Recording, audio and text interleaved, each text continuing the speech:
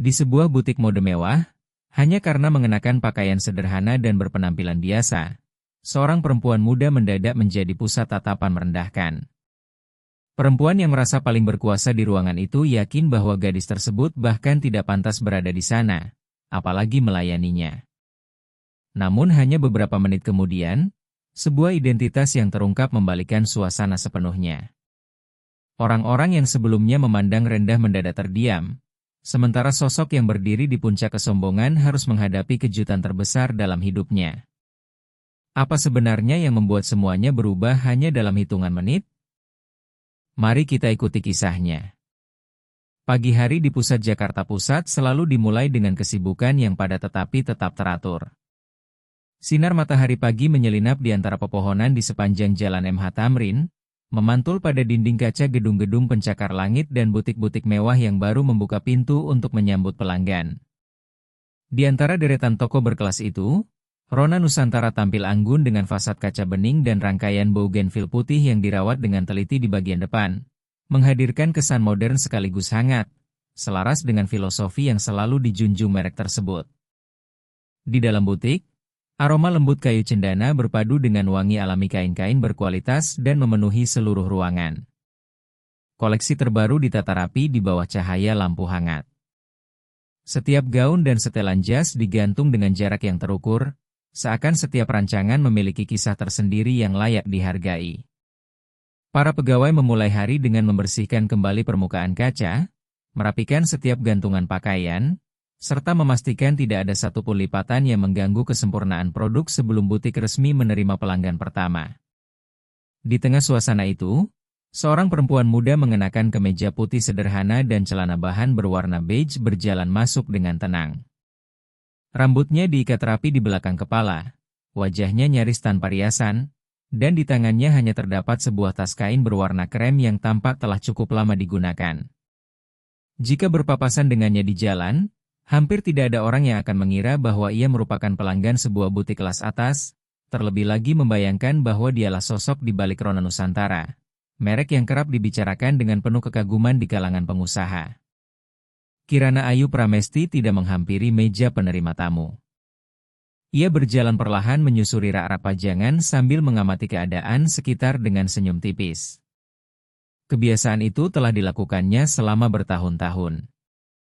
Bagi Kirana Ayu Pramesti, nilai sebuah merek tidak ditentukan semata-mata oleh angka penjualan ataupun kemegahan peragaan busana, melainkan oleh cara para pegawainya memperlakukan setiap orang yang melangkah melewati pintu butik. Ia selalu percaya bahwa sebuah toko memang dapat menjual pakaian dengan harga tinggi, tetapi hanya ketulusan dan sikap menghargai orang lain yang mampu membuat seseorang ingin kembali. Di sudut kanan butik, seorang pegawai muda tampak dengan sabar membantu seorang perempuan paruh baya mencoba kebaya modern berwarna hijau zamrud. Pelanggan itu mengenakan pakaian sederhana, sandal yang sudah terlihat usang, serta membawa tas kain, sehingga jelas bahwa ia bukan pelanggan tetap Rona Nusantara. Meski demikian, Naila Safira Maharani tetap membungkuk untuk merapikan setiap bagian kebaya tersebut sebelum bertanya dengan lembut, "Bu, apakah bagian bahunya terasa terlalu sempit? Kalau Ibu menyukai model ini, kami bisa menyesuaikannya dengan ukuran tubuh Ibu tanpa biaya tambahan."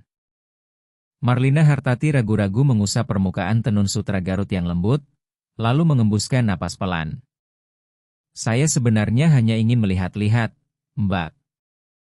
Sepertinya saya belum mampu membeli pakaian seperti ini." Ekspresi Naila Safira Maharani sama sekali tidak berubah. Ia justru tersenyum hangat kepadanya.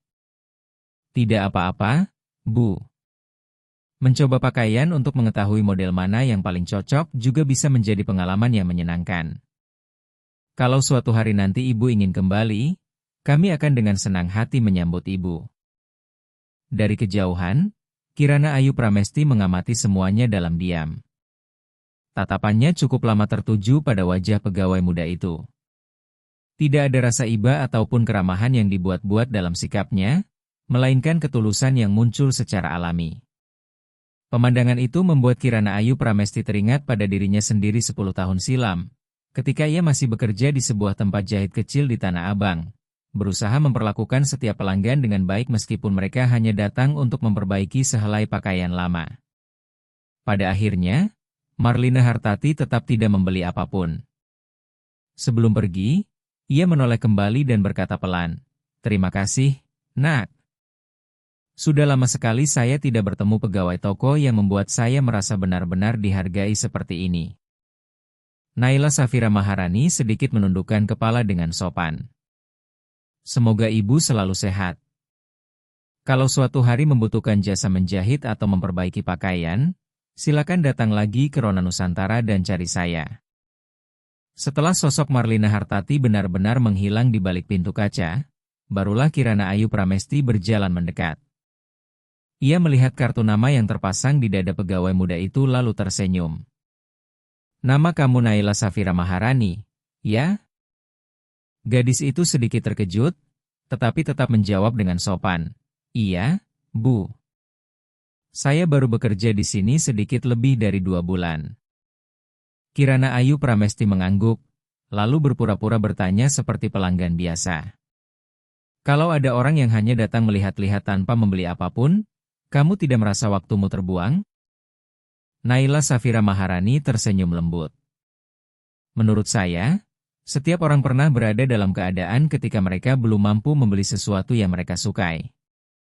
Tapi kalau hari ini mereka diperlakukan dengan baik, mungkin suatu hari nanti mereka akan kembali. Kalaupun mereka tidak pernah kembali, setidaknya mereka pulang membawa perasaan bahwa mereka pernah dihargai di sini." Jawaban itu membuat Kirana Ayu Pramesti terdiam selama beberapa detik. Ia kemudian berkata pelan, "Jawabanmu bagus sekali."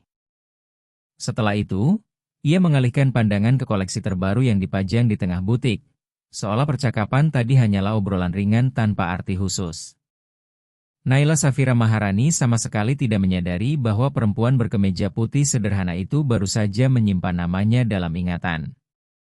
Dari ruang kerja di bagian dalam, Darmawan Setiadi keluar setelah memeriksa ruang produksi dan penjahitan di belakang butik.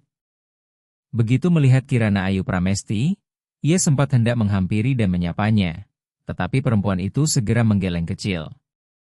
Darmawan Setiadi langsung memahami maksudnya. Ia hanya tersenyum tipis, kemudian kembali mengarahkan para pegawai untuk merapikan salah satu sudut pajangan. Setelah bertahun-tahun mendampingi perkembangan Rona Nusantara, ia termasuk salah satu dari sedikit orang yang mengetahui bahwa Kirana Ayu Pramesti sering datang diam-diam seperti ini agar dapat melihat sikap asli para pegawainya ketika mereka tidak menyadari bahwa pemilik perusahaan sedang berada di antara mereka. Waktu berlalu perlahan dalam suasana tenang Rona Nusantara. Pelanggan mulai berdatangan semakin banyak, sementara suara sapaan, langkah kaki, dan percakapan ringan berpadu menjadi irama yang akrab di awal hari. Kirana Ayu Pramesti masih berdiri di dekat jendela kaca besar sambil memandang jalan MH Tamrin di luar. Hatinya terasa lega karena mengetahui bahwa nilai-nilai yang selama ini ia perjuangkan masih dijaga dengan baik. Tepat pada saat itu, suara rendah mesin sebuah mobil mewah terdengar dari depan butik. Sebuah Mercedes Maybach hitam mengilap melaju perlahan dan berhenti tepat di depan Rona Nusantara. Petugas keamanan segera menghampiri dan membukakan pintunya. Seorang perempuan berpenampilan sangat elegan turun lebih dahulu sambil membawa tas desainer mewah. Di belakangnya muncul seorang pria berpenampilan rapi dan berkelas, tetapi wajahnya terlihat penuh tekanan. Sambil berjalan, ia terus menempelkan ponsel ke telinganya dan berbicara dengan nada mendesak, "Tolong beri saya satu kesempatan lagi. Saya hanya perlu bertemu dengan Presiden Direktur PT Nusantara Sentosa Group sekali saja." Kirana Ayu Pramesti perlahan menoleh ke arah pintu kaca yang mulai terbuka. Tatapan Kirana Ayu Pramesti setenang permukaan danau, tetapi nalurinya mengatakan bahwa ketenangan pagi itu akan segera berakhir. Pintu kaca Rona Nusantara perlahan terbuka, udara sejuk dari pendingin ruangan bercampur dengan aroma parfum mahal yang menyebar ke dalam suasana butik yang tenang. Larasati Indah Permata melangkah masuk dengan penuh percaya diri mengenakan gaun sutra berwarna krem, sementara kalung berlian di lehernya berkilauan di bawah cahaya lampu. Di belakangnya, Arya Pradana Wiratama mengikuti dengan setelan jas abu-abu gelap, ponsel masih menempel di telinganya, dan wajahnya begitu tegang hingga nyaris tidak memperhatikan keadaan sekitar. Selamat datang di Rona Nusantara, Pak, Bu. Senang sekali kami dapat melayani Anda. Naila Safira Maharani segera menghampiri dengan senyum ramah yang sama seperti yang selalu ia berikan kepada setiap pelanggan. Larasati Indah Permata hanya mengangguk tipis, lalu mengamati seluruh butik dengan perlahan. Tatapannya berpindah dari satu koleksi terbaru ke koleksi lainnya sebelum akhirnya bertanya dengan nada tenang. Apakah koleksi edisi terbatas musim gugur masih tersedia lengkap? Naila Safira Maharani menjawab sopan. Masih, Bu. Kalau Ibu berkenan, izinkan saya menunjukkan beberapa rancangan yang menurut saya paling sesuai untuk Ibu. Ketika Naila Safira Maharani mengantar tamunya menuju area pajangan utama, Arya Pradana Wiratama masih melanjutkan percakapan melalui telepon. Suaranya terdengar semakin berat dan lelah. Saya tahu pihak BAN tidak bisa menunggu lebih lama lagi, tetapi tolong beri saya beberapa hari. Begitu PT Nusantara Sentosa Group menyetujui kerjasama, seluruh pinjaman kami bisa direstrukturisasi. Ia memijat pelipisnya sebelum mengakhiri panggilan, kemudian menarik napas panjang seolah berusaha menyembunyikan tekanan besar yang sedang membebaninya. Larasati Indah Permata menoleh kepada suaminya. Masih soal perusahaan? Arya Pradana Wiratama hanya mengangguk kecil. Kamu pilih saja pakaian yang kamu suka. Aku masih harus mengurus beberapa panggilan. Larasati Indah Permata tidak bertanya lagi. Ia hanya mengembuskan napas pelan lalu kembali mengikuti Naila Safira Maharani, meskipun ketidaksabaran mulai terlihat jelas di wajahnya. Naila Safira Maharani dengan hati-hati mengambil sebuah gaun berwarna hijau zamrud hasil pengerjaan tangan. Ini salah satu rancangan terbaru Rona Nusantara, Bu. Bahannya menggunakan tenun sutra Garut yang dibuat secara tradisional, sedangkan bagian kerah dan lengannya dihiasi sulaman tangan. Larasati Indah Permata mengangkat gaun itu, mengamatinya selama beberapa detik, lalu mengembalikannya ke rak. Tidak cocok. Naila Safira Maharani tetap tersenyum dan menunjukkan dua rancangan lain dengan potongan yang lebih anggun. Larasati Indah Permata hanya melihat sekilas sebelum menggeleng. Warna ini membuat saya terlihat lebih tua. Suaranya memang tidak keras, tetapi nada dinginnya perlahan menciptakan jarak yang semakin terasa di antara mereka. Pada saat itulah seorang anak perempuan berusia sekitar 7 tahun memasuki butik bersama ibunya. Rina Wulandari masih mengenakan seragam pekerja pabrik karena belum sempat berganti pakaian setelah menyelesaikan giliran kerjanya. Di tangannya terdapat sebuah kantong belanja sederhana berisi beberapa keperluan kecil. Keisha Nur Az-Zahra menatap gaun cantik yang dipajang di balik etalase dengan mata berbinar, lalu menarik lembut tangan ibunya. Bu, gaunnya cantik sekali. Rina Wulandari tersenyum sambil mengusap kepala putrinya. Nanti kalau ibu sudah punya cukup uang, ibu akan belikan kamu gaun yang lebih cantik. Tanpa sengaja mendengar percakapan itu, Naila Safira Maharani segera menghampiri mereka, lalu membungkuk agar sejajar dengan Keisha Nur Az-Zahra. Kamu mau mencobanya? Rina Wulandari buru-buru mengangkat tangan menolak. Tidak usah, Mbak. Anak saya cuma ingin melihat sebentar. Saya takut kami malah mengganggu. Sama sekali tidak mengganggu, Bu, jawab Naila Safira Maharani dengan lembut. Mencoba pakaian yang cantik juga bisa menjadi pengalaman yang menyenangkan untuk anak-anak. Pemandangan itu terlihat jelas oleh Larasati Indah Permata yang berdiri tidak jauh dari sana. Wajahnya yang semula tenang perlahan mengernyit. Ia memandang Naila Safira Maharani, kemudian mengalihkan tatapan kepada Rina Wulandari yang masih mengenakan seragam pekerja dengan ekspresi tidak senang. Begitu Naila Safira Maharani kembali menghampirinya, Larasati Indah Permata langsung bertanya dengan suara dingin, apakah semua pegawai di sini memang dilatih seperti itu? Naila Safira Maharani sedikit terkejut. Maaf, Bu, maksud ibu bagaimana? Larasati Indah Permata menatapnya tanpa senyum. Saya sedang dilayani oleh Anda.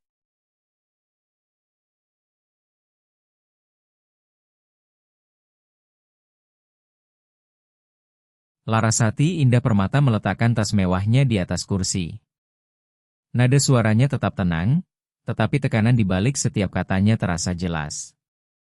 Alih-alih fokus melayani pelanggan yang memang berniat membeli, Anda malah meninggalkan saya untuk melayani orang yang hanya datang lihat-lihat. Apakah seperti itu standar pelayanan di Rona Nusantara? Naila Safira Maharani tampak sedikit gugup. Maaf, Bu. Saya hanya meninggalkan Ibu sekitar 1 menit. 1 menit? Larasati Indah Permata tersenyum tipis tanpa kehangatan. Dalam dunia bisnis, 1 menit saja sudah cukup bagi pelanggan untuk menilai sebuah merek secara keseluruhan. Suasana di sekitar area pajangan mendadak terasa berat. Beberapa pegawai yang berada tidak jauh dari sana diam-diam menoleh, tetapi tidak seorang pun berani ikut campur. Naila Safira Maharani menundukkan kepala. Saya minta maaf, Bu. Saya akan menjadikannya pelajaran. Namun Larasati Indah Permata belum berhenti. Ia melihat kartu nama di dada Naila Safira Maharani, lalu bertanya, Anda pegawai baru? Iya, Bu. Saya baru bekerja di sini sedikit lebih dari 2 bulan. Pantas saja. Larasati Indah Permata menggeleng kecil. Pegawai baru memang sering keliru membedakan antara kebaikan hati dan profesionalisme. Ucapannya tidak terdengar keras, tetapi setiap kalimat membuat wajah Naila Safira Maharani memerah karena malu. Ia berusaha mempertahankan ketenangan sambil merapatkan kedua tangannya di belakang tubuh. Saya akan berusaha melayani Ibu dengan lebih baik. Tepat pada saat itu, Kirana Ayu Pramesti berjalan perlahan mendekat dari sisi rak pajangan. Ia masih mengenakan kemeja putih sederhana, dengan sebuah katalog di tangannya. Melihat Naila Safira Maharani berada dalam situasi yang tidak nyaman, ia bertanya lembut, apakah ada yang bisa saya bantu? Larasati Indah Permata menoleh dan mengamati Kirana Ayu Pramesti dari ujung kepala hingga kaki. Tatapannya menyapu kemeja putih yang sederhana, tas kain yang sudah cukup lama digunakan, serta sepatu datar yang sama sekali tidak memperlihatkan ciri barang bermerek. Hanya dalam beberapa detik, ia telah mengambil kesimpulan sendiri mengenai status perempuan di hadapannya. Anda juga pegawai di sini? Tanyanya. Kirana Ayu Pramesti tersenyum. Saya memang sering berada di sini. Bagus. Larasati Indah Permata menyilangkan kedua tangan di depan dada. Kalau begitu, Anda saja yang melayani saya. Saya membutuhkan seseorang yang lebih berpengalaman. Naila Safira Maharani buru-buru berkata, Bu, biar saya saja yang... Tidak perlu, potong Larasati Indah Permata seketika. Saya tidak ingin menerima saran dari seseorang yang belum memiliki kemampuan yang memadai. Suasana seluruh butik seakan membeku. Dari kejauhan, Darmawan Setiadi secara refleks melangkah maju, tetapi begitu tatapannya bertemu dengan mata Kirana Ayu Pramesti yang tetap tenang, ia langsung berhenti. Ia memahami bahwa Kirana Ayu Pramesti sengaja membiarkan situasi berkembang secara alami agar dapat melihat sendiri bagaimana semuanya akan berlangsung. Kirana Ayu Pramesti tetap mempertahankan senyum tipisnya. Pakaian seperti apa yang sedang Ibu cari? Larasati Indah Permata menjawab, saya membutuhkan pakaian yang cukup berkelas untuk dikenakan pada acara penandatanganan kerjasama bersama orang-orang yang benar-benar sukses. Ia memberikan penekanan khusus pada kata-kata terakhir sambil menatap langsung Kirana Ayu Pramesti. Saya berharap kali ini Rona Nusantara tidak membuat saya kecewa karena menyerahkan pelayanan kepada orang seperti Anda. Kirana Ayu Pramesti hanya mengangguk kecil, seolah sama sekali tidak mendengar nada merendahkan dalam kalimat tersebut. Ia berbalik tanpa berkata apa-apa dan berjalan menuju bagian koleksi premium butik. Namun alih-alih mengambil sebuah gaun atau setelan jas seperti yang diperkirakan semua orang, ia justru berhenti di depan pintu yang menuju ruang kerja di bagian belakang. Tangannya membuka pintu itu perlahan, kemudian sosoknya menghilang di baliknya. Larasati Indah Permata mengernyit, dan ketidaksabaran kini terlihat semakin jelas di wajahnya. Ia sama sekali tidak menyadari bahwa hanya beberapa menit lagi, Perempuan yang baru saja ia nilai berdasarkan penampilan sederhana itu akan kembali membawa sesuatu yang mampu mengubah nasib seluruh keluarganya. Kirana Ayu Pramesti memasuki ruangan di belakang area pajangan dan menutup pintunya perlahan. Ia berdiri diam selama beberapa detik di depan sebuah lemari kayu besar yang menempel pada dinding. Di luar, suasana Rona Nusantara masih terdengar tenang seperti biasanya. Tetapi Kirana Ayu Pramesti tahu bahwa ketenangan itu tidak akan bertahan lama. Kirana Ayu Pramesti membuka salah satu laci lemari lalu mengambil sebuah map biru yang telah dipersiapkan beberapa minggu sebelumnya. Tatapannya berhenti pada nama sebuah perusahaan yang sudah sangat dikenalnya. Darmawan Setiadi menyusul masuk dengan langkah pelan. "Apa kamu ingin saya yang menangani masalah di luar?" tanyanya dengan suara rendah. Kirana Ayu Pramesti menggeleng. Suaranya tetap tenang. "Tidak apa-apa, Pak. Sepertinya hari ini adalah saatnya saya menghadapi sesuatu yang sudah menunggu selama 10 tahun." Darmawan Setiadi memandang map di tangannya lalu mengembuskan napas panjang. Ia tidak bertanya lebih jauh karena memahami bahwa ada kenangan tertentu yang hanya dapat dihadapi sendiri oleh orang yang mengalaminya. Sementara itu, di luar ruangan, Larasati Indah Permata mulai kehilangan kesabaran. Ia melihat jam tangannya kemudian menoleh kepada Naila Safira Maharani. "Apakah pegawai di sini memang biasa membiarkan pelanggan menunggu selama ini?" Naila Safira Maharani menundukkan kepala meminta maaf. "Mohon maaf, Bu. Mungkin beliau sedang mengambil dokumen, maksud saya. Mungkin sedang mengambil produk dari ruang penyimpanan." Bahkan sebelum menyelesaikan kalimatnya, Naila Safira Maharani sendiri merasa jawabannya terdengar tidak meyakinkan karena ia belum pernah melihat perempuan berkemeja putih itu sebelumnya. Arya Pradana Wiratama masih berdiri di dekat jendela kaca, bergantian melakukan panggilan dan mengirim pesan. Wajahnya memperlihatkan kelelahan setelah beberapa malam hampir tidak tidur. Setelah panggilan terakhir berakhir, ia menatap layar ponselnya cukup lama lalu memejamkan mata perlahan. Pesan dari pihak bank hanya berisi satu kalimat pendek, "Ini adalah batas waktu terakhir." Arya Pradana Wiratama memasukkan ponselnya ke saku lalu menghampiri istrinya. "Kamu sudah selesai memilih?" Larasati Indah Permata mengangkat bahu kecil. "Belum. Pelayanan di sini lambat sekali." Arya Pradana Wiratama memandang sekeliling butik lalu berkata pelan, "Jangan memperbesar masalah. Kita punya urusan yang jauh lebih penting." Larasati Indah Permata sedikit mengernyit tetapi tidak menjawab. Sepertinya ia masih belum benar-benar memahami besarnya tekanan yang sedang dipikul suaminya. Tepat pada saat itu, Kirana Ayu Pramesti keluar dari ruang belakang. Di tangannya bukan kotak perhiasan ataupun rancangan pakaian terbaru, melainkan sebuah map biru yang dipeluk rapi di depan dada. Ia berjalan perlahan dengan tatapan tenang tertuju kepada Larasati Indah Permata. Semakin dekat jarak mereka, semakin jelas pula wajah perempuan itu muncul kembali dalam ingatan Kirana Ayu Pramesti.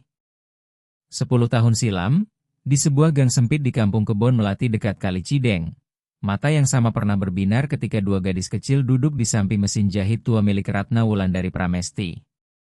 Senyum yang sama pula pernah dengan polos berjanji bahwa kelak, entah mereka menjadi kaya ataupun tetap hidup sederhana, keduanya akan selalu menjadi sahabat terbaik. Bertahun-tahun telah berlalu. Wajah Larasati Indah Permata kini jauh lebih dewasa dan penampilannya telah berubah sepenuhnya, tetapi sorot matanya masih terasa sama. Hanya saja, mata itu tidak lagi memandang orang lain dengan kehangatan seperti dahulu. Kirana Ayu Pramesti berhenti tepat di hadapannya. "Maaf membuat ibu menunggu." Larasati Indah Permata menyilangkan kedua tangan, ketidaksenangan masih terlihat jelas di wajahnya. "Saya harap kali ini Anda membawa apa yang saya butuhkan." Kirana Ayu Pramesti tidak langsung menjawab. Ia menatap perempuan di hadapannya selama beberapa detik lagi, seolah berusaha menemukan kembali sosok gadis kecil dari masa lalu di balik penampilan mewah tersebut. Namun yang dirasakannya kini hanyalah jarak yang dingin. "Kenapa Anda terus memandangi saya?" tanya Larasati Indah Permata. Kirana Ayu Pramesti tersenyum sangat tipis. Saya hanya merasa wajah ibu sedikit familiar. Larasati Indah Permata tertawa kecil dengan sedikit kebanggaan dalam ekspresinya. Mungkin Anda pernah melihat saya di media. Itu bukan sesuatu yang aneh. Jawaban tersebut membuat Kirana Ayu Pramesti terdiam sesaat. Rupanya sahabat masa kecilnya benar-benar telah melupakan hari-hari ketika mereka hidup di rumah sederhana beratap seng. Ia bahkan seolah telah melupakan sore-sore ketika dua gadis kecil itu duduk bersama, menyambung potongan-potongan kain perca untuk membuat pakaian bagi boneka mereka. Kirana Ayu Pramesti tidak menyalahkannya. Di dalam hatinya hanya muncul perasaan getir yang bercampur antara penyesalan dan keterasingan. Naila Safira Maharani yang berdiri tidak jauh dari sana tidak memahami mengapa suasana tiba-tiba menjadi begitu berat. Ia memandang Kirana Ayu Pramesti, lalu mengalihkan tatapan kepada Larasati Indah Permata. Entah mengapa, ia merasa seolah ada hubungan lama di antara kedua perempuan itu yang sama sekali tidak diketahuinya. Bahkan Darmawan Setiadi diam-diam memalingkan wajah karena ia tahu bahwa momen ini sama sekali tidak mudah bagi Kirana Ayu Pramesti. Larasati Indah Permata mulai kehilangan kesabaran. Kalau kita hanya akan berdiri dan saling memandang seperti ini, saya rasa pelayanan Rona Nusantara tidak seprofesional yang selama ini dibicarakan orang. Ia mengulurkan tangan ke arah map biru tersebut. Berikan kepada saya. Saya tidak punya banyak waktu. Kirana Ayu Pramesti tetap tenang. Ia tidak langsung menyerahkan map itu, melainkan bertanya dengan suara sangat lembut, "Ibu pernah tinggal di Tanah Abang, bukan?" Larasati Indah Permata sedikit tersentak, tetapi keterkejutan itu hanya berlangsung sesaat sebelum wajahnya kembali dingin. Kirana Ayu Pramesti melanjutkan, "Tepatnya di sekitar kampung Kebon Melati, dekat Kali Cideng." Kali ini Larasati Indah Permata menatapnya lebih lama. "Anda menyelidiki saya?" Kirana Ayu Pramesti menggeleng perlahan. "Tidak. Saya hanya ingin memastikan satu hal." "Apa?" Berbagai kenangan lama melintas di benak Kirana Ayu Pramesti. Mesin jahit tua milik Ratna Wulandari Pramesti, gang sempit yang selalu tergenang ketika hujan deras mengguyur Jakarta, hingga janji polos yang pernah diucapkan dua gadis kecil bertahun-tahun silam. Saat itulah ia menyadari bahwa perempuan yang berdiri di hadapannya telah melangkah begitu jauh meninggalkan masa lalu sampai tidak lagi mampu mengenali jejak-jejaknya sendiri. Kirana Ayu Pramesti menarik napas panjang, lalu menyerahkan map biru itu kepada Larasati Indah Permata. Sepertinya hari ini ibu tidak perlu melihat pakaian lagi. Ia menatap langsung mata perempuan di hadapannya. Suaranya tetap tenang, tetapi cukup untuk membuat semua orang di dalam butik tanpa sadar menahan napas. "Apa yang sebenarnya ibu perlukan ada di dalam map ini?" Larasati Indah Permata mengernyit lalu menerima map tersebut. Begitu melihat nama perusahaan suaminya tercetak pada halaman sampul, ekspresi wajahnya langsung berubah. Arya Pradana Wiratama yang baru mendekat hanya perlu membaca baris pertama untuk seketika terdiam membeku. Matanya membesar seolah tidak percaya pada apa yang sedang dilihatnya. Ia nyaris merebut map tersebut dari tangan istrinya, kemudian membuka beberapa halaman pertama dengan cepat. Hanya dalam hitungan detik, wajahnya yang semula berusaha tetap tenang perlahan memucat. Pada halaman depan terdapat rancangan perjanjian kerja sama strategis antara PT Nusantara Sentosa Group dan Wiratama Property Group, lengkap dengan tanda verifikasi internal yang hanya dapat diakses oleh jajaran pemegang kewenangan tertinggi perusahaan. Arya Pradana Wiratama mengangkat kepala dan menatap Kirana Ayu Pramesti dengan keterkejutan yang tidak dapat disembunyikan. "Bagaimana Anda bisa memiliki dokumen ini?" Kirana Ayu Pramesti tidak langsung menjawab. Ia hanya meletakkan katalog yang sejak tadi berada di tangannya di atas meja terdekat, kemudian berkata dengan tenang, "Baca terus." Arya Pradana Wiratama segera membalik beberapa halaman berikutnya. Semakin banyak yang ia baca, semakin cepat pula jantungnya berdegup.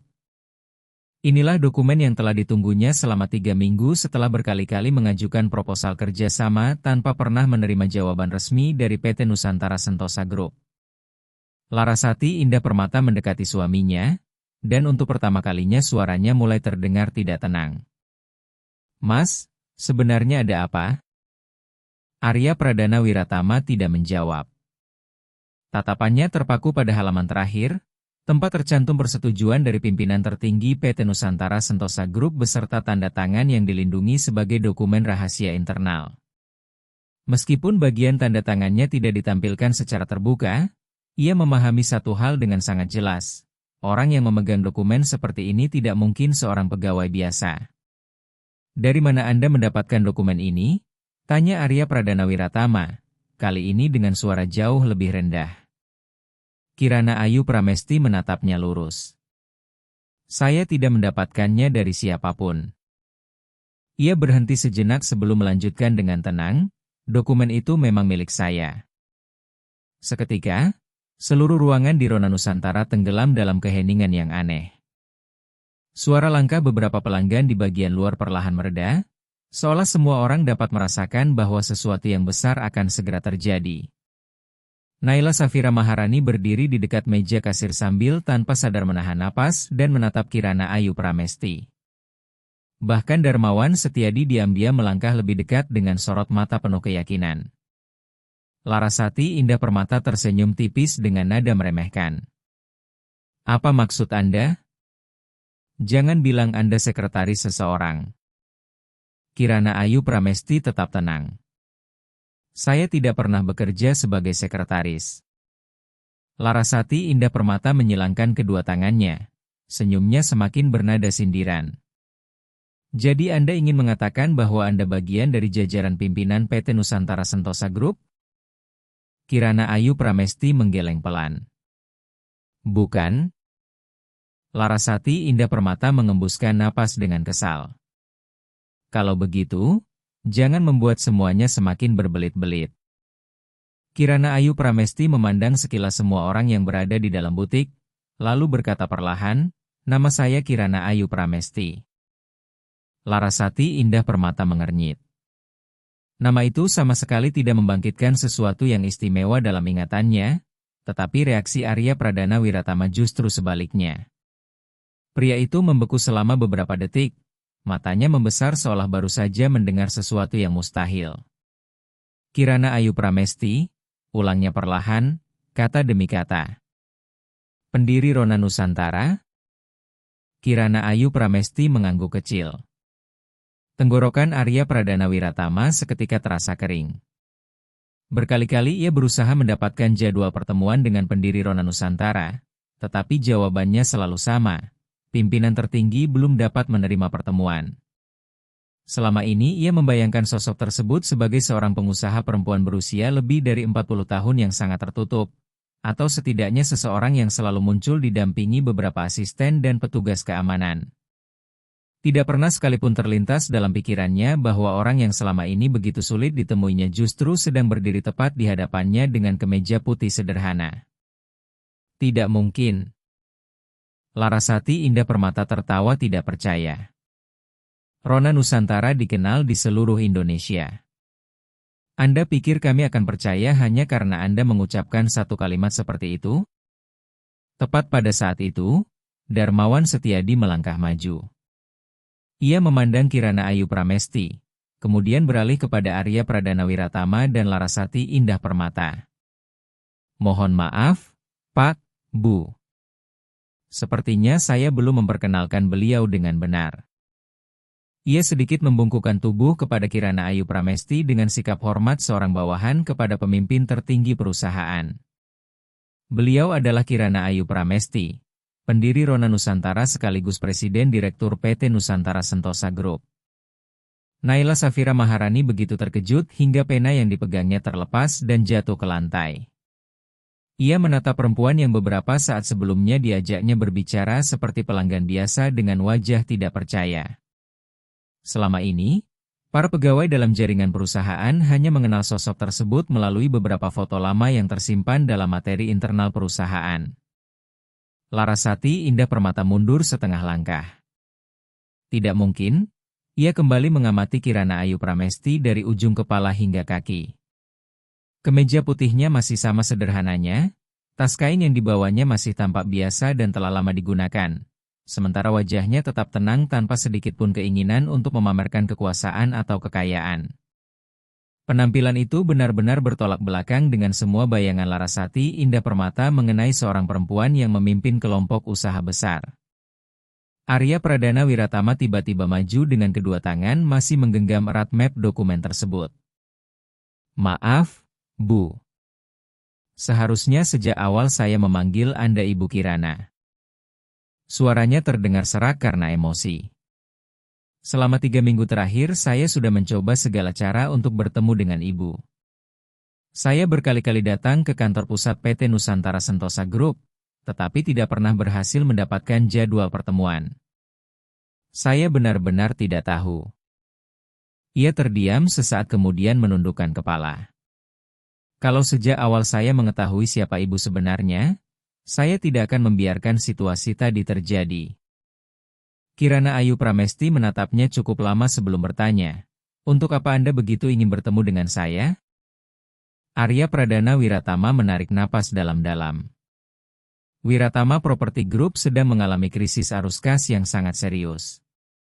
Jika PT Nusantara Sentosa Group bersedia menjadi mitra strategis kami dalam proyek Sudirman Central Plaza, kami masih memiliki kesempatan untuk melewati masa sulit ini. Ia berhenti sejenak, lalu melanjutkan dengan nada yang jauh lebih tulus, "Saya tidak meminta belas kasihan. Saya hanya berharap diberi satu kesempatan untuk menjelaskan keadaan perusahaan kami secara langsung." Sebelum Kirana Ayu Pramesti sempat menjawab, Larasati Indah Permata sudah melangkah maju. Wajahnya masih pucat, tetapi ia berusaha mempertahankan ketenangan. "Kalau Anda benar-benar Presiden Direktur PT Nusantara Sentosa Group," ia menelan ludah dengan gugup sebelum melanjutkan, "lalu bagaimana dengan kejadian tadi?" Kirana Ayu Pramesti hanya tersenyum tipis. "Semua yang terjadi tadi saya dengar dengan jelas." Untuk pertama kalinya sejak memasuki Rona Nusantara, Larasati Indah Permata benar-benar kehilangan ketenangannya. Semua perkataan yang sebelumnya ia lontarkan kepada Naila Safira Maharani dan Kirana Ayu Pramesti kini terasa seperti jarum yang menusuk harga dirinya sendiri. Ia ingin meminta maaf, tetapi tidak tahu harus memulainya dari mana. Kirana Ayu Pramesti memandang Larasati Indah Permata dengan tenang. Tidak ada kemarahan ataupun ejekan dalam tatapannya, hanya kesedihan sunyi yang sulit dijelaskan. Setelah beberapa detik berlalu, ia akhirnya berkata perlahan, "Sejak pertama kali masuk ke butik ini sampai sekarang, kamu benar-benar belum mengenali saya?" Larasati Indah Permata mengernyit. Ia memperhatikan wajah perempuan di hadapannya dengan saksama. Sesaat muncul perasaan samar bahwa wajah itu pernah sangat dikenalnya, tetapi perasaan tersebut segera menghilang. Ia menggeleng dengan kebingungan. "Maaf, apakah kita pernah bertemu sebelumnya?" Larasati Indah Permata kembali terdiam.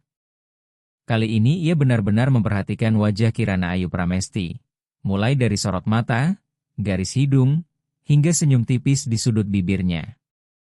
Sebuah rasa familiar kembali muncul lalu menghilang begitu saja, seolah ia sedang berusaha menggali kenangan yang telah tertimbun terlalu dalam oleh waktu. "Maaf," katanya sambil menggeleng perlahan. "Saya benar-benar tidak ingat." Kirana Ayu Pramesti tidak menunjukkan kekecewaan. Ia hanya tersenyum getir, menarik sebuah kursi di dekatnya, lalu duduk perlahan. Tatapannya beralih ke deretan bougainville putih di balik jendela kaca, seakan sedang memandang sebuah tempat yang sangat jauh. 10 tahun ternyata cukup lama untuk membuat seseorang melupakan sebagian masa kecilnya. Arya Pradana Wiratama memandang istrinya lalu menatap Kirana Ayu Pramesti. Ia mulai menyadari bahwa ada kisah di antara kedua perempuan tersebut yang sama sekali belum pernah diketahuinya. Naila Safira Maharani dan para pegawai lainnya juga perlahan mundur, memberikan ruang tanpa seorang pun berani berbicara. Ruangan luas Rona Nusantara mendadak begitu sunyi hingga hanya alunan piano lembut dari pengeras suara yang terdengar. Kirana Ayu Pramesti akhirnya berkata, "Kamu masih ingat kampung Kebon Melati di dekat Kali Cideng?" Tubuh Larasati Indah Permata sedikit tersentak. Kirana Ayu Pramesti melanjutkan dengan suara datar, seolah sedang menceritakan kehidupan orang lain. Gang sempit yang selalu kebanjiran setiap kali hujan deras turun, dengan rumah-rumah sederhana beratap seng di kedua sisinya. Setiap sore sepulang sekolah, ada dua anak perempuan yang selalu duduk di teras sebuah rumah kecil tempat orang menerima jahitan. Mereka mengumpulkan potongan kain perca lalu menjahitkannya menjadi pakaian untuk boneka. Tatapan Larasati Indah Permata mulai berubah. Tanpa sadar ia menggenggam tali tasnya semakin erat. Bayangan gang sempit itu, mesin jahit tua, dan aroma kain yang begitu akrab bertahun-tahun silam perlahan muncul kembali dalam ingatannya. Ia menatap Kirana Ayu Pramesti sekali lagi, kali ini jauh lebih lama. "Kamu?" bisik Larasati Indah Permata dengan suara bergetar. "Kirana?" Kirana Ayu Pramesti mengangguk, senyum tipis masih terlihat di wajahnya. "Akhirnya kamu ingat." Larasati Indah Permata mundur selangkah seolah tidak mempercayai apa yang sedang dilihatnya. Sahabat masa kecil yang dahulu kurus, selalu mengikat rambutnya menjadi ekor kuda, dan mudah tertawa kini berdiri di hadapannya sebagai seorang perempuan sukses yang tenang dan berwibawa. Sementara bagi Kirana Ayu Pramesti, pada saat itu yang terlihat bukanlah perempuan berpenampilan mewah yang baru saja turun dari Mercedes Maybach, melainkan gadis kecil yang dahulu selalu membagi sebungkus nasi uduk menjadi dua agar mereka bisa sarapan bersama. "Kamu benar-benar Kirana?" tanya Larasati Indah Permata sekali lagi. "Iya," jawab Kirana Ayu Pramesti singkat. "Aku masih Kirana yang dulu. Hanya saja, kehidupan kita sudah banyak berubah." Larasati Indah Permata perlahan duduk di kursi. Wajahnya pucat dan kedua tangannya sedikit gemetar. "Aku tidak menyangka," ia terdiam cukup lama sebelum akhirnya melanjutkan, "aku tidak pernah membayangkan akan bertemu denganmu di tempat seperti ini." Kirana Ayu Pramesti memandang sahabat lamanya dengan tenang. "Aku justru sudah berkali-kali membayangkan hari ketika kita bertemu kembali." Selama beberapa detik tidak seorang pun berbicara. Akhirnya Arya Pradana Wiratama bertanya dengan hati-hati, "Kalian berdua sahabat lama?" Kirana Ayu Pramesti mengangguk kecil. "Kami tumbuh bersama. Rumah kami dulu hanya berjarak beberapa pintu di kampung Kebon Melati." Arya Pradana Wiratama menoleh kepada istrinya dengan penuh keterkejutan. Selama bertahun-tahun hidup bersama, ia tidak pernah sekalipun mendengar Larasati Indah Permata bercerita tentang seorang sahabat bernama Kirana Ayu Pramesti. Larasati Indah Permata menundukkan kepala dan suaranya semakin pelan. "Dulu ibuku, Sri Rahayu Permatasari, bekerja serabutan dari satu tempat ke tempat lain.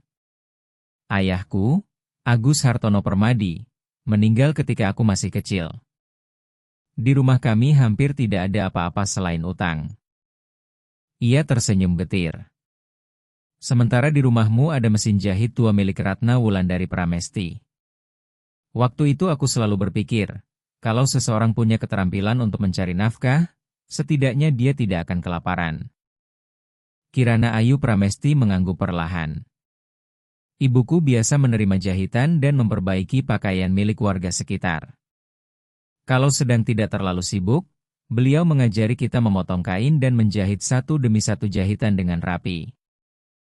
Tatapan Kirana Ayu Pramesti melembut ketika mengenang ibunya. "Aku selalu menyukai perasaan ketika melihat selembar kain yang awalnya biasa saja perlahan berubah menjadi pakaian yang indah. Sejak berusia 13 tahun, aku sudah bermimpi suatu hari nanti memiliki merek mode milikku sendiri." Larasati Indah Permata tertawa kecil, tetapi tawanya dipenuhi kepahitan. "Aku berbeda denganmu." Ia menatap kedua tangannya yang kini terawat sempurna. "Aku tidak pernah bermimpi menjadi perancang busana ataupun membuka butik. Aku cuma ingin punya rumah yang atapnya tidak bocor setiap musim hujan, punya cukup uang agar ibuku tidak perlu lagi bekerja serabutan, dan hidup tanpa harus menerima tatapan iba dari orang lain." Kirana Ayu Pramesti terdiam karena ia tahu semua itu benar. Dahulu, setiap kali mereka membicarakan masa depan, Kirana Ayu Pramesti selalu berbicara tentang gaun-gaun indah yang ingin dirancangnya, Sedangkan Larasati Indah Permata selalu bertanya kapan mereka bisa keluar dari kemiskinan. Dua impian yang berbeda akhirnya membawa mereka menempuh dua jalan hidup yang sama sekali berbeda. Aku masih ingat ketika kita berusia 18 tahun, lanjut Kirana Ayu Pramesti. Saat itu ada program pelatihan profesional dari sebuah perusahaan mode yang membuka seleksi untuk anak-anak muda berbakat di Jakarta. Awalnya, akulah yang terpilih untuk mengikuti pelatihan di Bandung, Jawa Barat. Larasati Indah Permata perlahan memejamkan mata. Tapi kemudian ibumu jatuh sakit. Ibu mengalami gagal jantung, jawab Kirana Ayu Pramesti lirih. Beliau tidak mungkin tinggal sendirian. Kalau aku pergi, tidak akan ada orang yang merawatnya. Larasati Indah Permata menggigit bibir. Lalu kamu menyerahkan kesempatan dan berkas pendaftaranmu kepadaku. Iya. Kirana Ayu Pramesti mengangguk. Dan kamu berjanji akan kembali. Ia menatap sahabat lamanya cukup lama sebelum berkata pelan, tapi kamu tidak pernah kembali. Larasati Indah Permata menundukkan kepala. Setetes air mata jatuh ke punggung tangannya. Ketika aku pergi ke Bandung, Jawa Barat untuk mengikuti pelatihan, untuk pertama kalinya aku melihat kehidupan yang benar-benar berbeda dari apa yang selama ini ku kenal. Orang-orang berpakaian bagus, naik mobil mewah, dan tinggal di apartemen yang sebelumnya bahkan tidak pernah berani kubayangkan. Suaranya mulai tercekat. Aku takut harus kembali ke rumah lama itu. Aku takut menghadapi kemiskinan sekali lagi. Kirana Ayu Pramesti tidak menyalahkan ataupun menyela. Ia hanya mendengarkan dalam diam. Aku mengganti nomor telepon, lanjut Larasati Indah Permata. Aku juga pindah tempat tinggal. Setelah itu aku mengenal Arya Pradana Wiratama, lalu akhirnya kami menikah. Ia tersenyum getir di tengah air matanya. Aku terus meyakinkan diriku bahwa selama aku tidak pernah menoleh ke belakang, masa lalu itu pada akhirnya akan menghilang. Tapi masa lalu tidak pernah benar-benar menghilang, ujar Kirana Ayu Pramesti dengan lembut. Ia hanya tetap berada di sana dan menunggu kita berani kembali menghadapinya. Larasati Indah Permata menutupi wajahnya dengan kedua tangan. Kalimat tenang itu terasa jauh lebih menyakitkan daripada segala bentuk kemarahan atau tuduhan. Dalam ingatannya kembali muncul sore terakhir sebelum keberangkatannya ke Bandung, Jawa Barat. Saat itu Kirana Ayu Pramesti berlari mengejar bus yang akan membawanya pergi, menyelipkan sebuah sapu tangan hasil jahitannya sendiri ke tangan Larasati Indah Permata. Lalu tersenyum lebar sambil berpesan bahwa jika suatu hari nanti ia berhasil, jangan lupa pulang untuk menjemput sahabatnya dan Ratna Wulandari Pramesti agar mereka bisa menikmati kehidupan yang lebih baik bersama. Namun selama 10 tahun penuh, Larasati Indah Permata tidak pernah sekalipun kembali ke gang tempat mereka tumbuh bersama. Aku minta maaf, ucap Larasati Indah Permata dengan suara tercekat. Bukan karena aku melupakanmu. Ia mengangkat kepala dan menatap Kirana Ayu Pramesti dengan mata memerah. Aku hanya tidak punya keberanian untuk kembali. Sebelum Kirana Ayu Pramesti sempat menjawab, Arya Pradana Wiratama tiba-tiba menggenggam map di tangannya semakin erat. Tatapannya terpaku pada nama kawasan permukiman lama yang tercantum dalam salah satu dokumen lampiran, dan seketika wajahnya berubah. Bibirnya sedikit bergetar, seolah baru saja menyadari sebuah kenyataan mengerikan yang selama bertahun-tahun luput dari perhatiannya. Arya Pradana Wiratama menggenggam map itu begitu kuat hingga tepi beberapa lembar kertas mulai kusut. Ia dengan cepat membalik sejumlah halaman sebelum berhenti pada peta lama rencana penataan kawasan permukiman di sekitar Kali Cideng. Di sudut bawah dokumen tercantum nama proyek revitalisasi Kali Cideng beserta tahun pelaksanaannya. Itulah proyek pertama yang ditanganinya setelah mengambil alih posisi pimpinan dari ayahnya. Proyek itu pula yang dahulu dianggap sebagai titik balik yang membuat Wiratama Property Group mulai dikenal luas di industri properti. Arya Pradana Wiratama mengangkat kepala dan menatap Kirana Ayu Pramesti. Tidak tersisa sedikit pun ketenangan di wajahnya. Rumahmu dulu berada di kawasan ini? Kirana Ayu Pramesti tidak langsung menjawab. Ia hanya mengangguk kecil, dengan tatapan tetap tenang seolah sedang membicarakan sesuatu yang telah terjadi begitu lama. Justru ketenangan itulah yang terasa jauh lebih berat bagi Arya Pradana Wiratama daripada segala bentuk tuduhan. Larasati Indah Permata memandang suaminya lalu menoleh kepada Kirana Ayu Pramesti. Sama sekali tidak memahami apa yang sedang terjadi. Mas Arya, apa hubungannya proyek itu dengan semua ini? Arya Pradana Wiratama perlahan duduk di kursi. Kedua tangannya bertumpu pada lutut seolah berusaha mengembalikan ketenangan. Hubungannya sangat besar, katanya lirih. Itu proyek pertama yang kutangani secara langsung. Permukiman lama di sekitar Kali Cideng direlokasi untuk pembangunan kawasan komersial. Kirana Ayu Pramesti kemudian melanjutkan dengan suara pelan. Ketika surat relokasi datang, ibuku, Ratna Wulandari Pramesti, baru saja pulang dari rumah sakit setelah menjalani perawatan jantung. Ibu tidak menolak program penataan kawasan itu. Beliau hanya meminta tambahan waktu beberapa minggu agar kami bisa menemukan tempat tinggal baru. Ia berhenti selama beberapa detik sebelum melanjutkan, tetapi semuanya berlangsung jauh lebih cepat daripada yang kami bayangkan. Arya Pradana Wiratama menundukkan kepala sangat dalam. Kenangan yang selama bertahun-tahun seolah tertidur kini kembali dengan begitu jelas. Ia teringat rapat demi rapat yang tidak pernah berhenti, jadwal proyek yang terus diperketat, dan tekanan besar agar seluruh lahan diserahkan tepat waktu. Saat itu usianya baru sekitar 20-an dan ia selalu percaya bahwa menyelesaikan pekerjaan sesuai target adalah hal yang paling penting. Ada seorang perempuan, ujar Arya Pradana Wiratama dengan suara bergetar. Beliau pernah datang ke kantor untuk menemui saya. Kirana Ayu Pramesti menatapnya tanpa mengalihkan pandangan. Itu ibu saya. Arya Pradana Wiratama memejamkan mata. Bayangan Ratna Wulandari Pramesti yang bertubuh kurus dengan kebaya katun sederhana yang telah memudar muncul begitu jelas dalam ingatannya. Perempuan itu pernah berdiri di depan meja kerjanya sambil memeluk erat sebuah tas kain tua. Suaranya lembut, tetapi penuh permohonan. Ia hanya meminta tambahan waktu 1 bulan untuk pindah karena kondisi kesehatannya sangat lemah. Sementara putrinya harus membagi waktu antara belajar, bekerja, dan mencari biaya pengobatan untuk ibunya. Waktu itu, suara Arya Pradana Wiratama tercekat. Saya mengatakan bahwa perpanjangan waktu bukan wewenang saya. Kirana Ayu Pramesti tersenyum getir.